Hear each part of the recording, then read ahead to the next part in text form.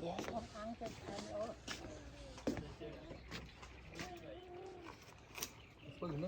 Ấy cầm lúc ăn rồi. Cho nhâm đấy. Hai nhâm cho ăn á. Đây. Ê, đây không chơi lên chứ.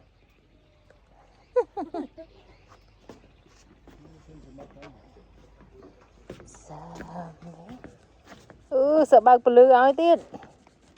Apa? Chạy bạc bự lư áo tiết. Bạc lán. Nói cho áo lán. Bán này cắn đi. Này cắn đi. Đã bự lư áo tiết.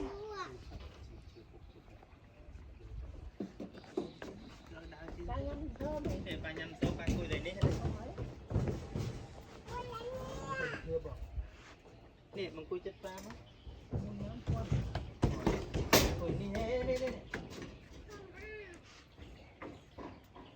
Chạy ta rút tới rút màu, còn anh chẳng rút chẳng đá vẫn còn.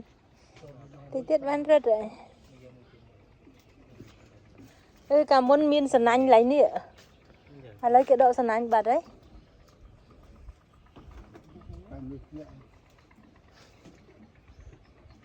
Đất lắm.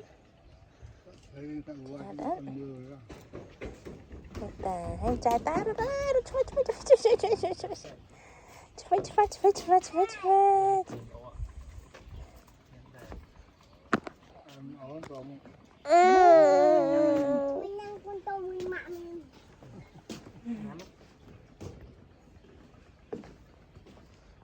Cô nhà nó ta mau bên nó bẹ đi chơi số giật bẹ đi chơi một cô.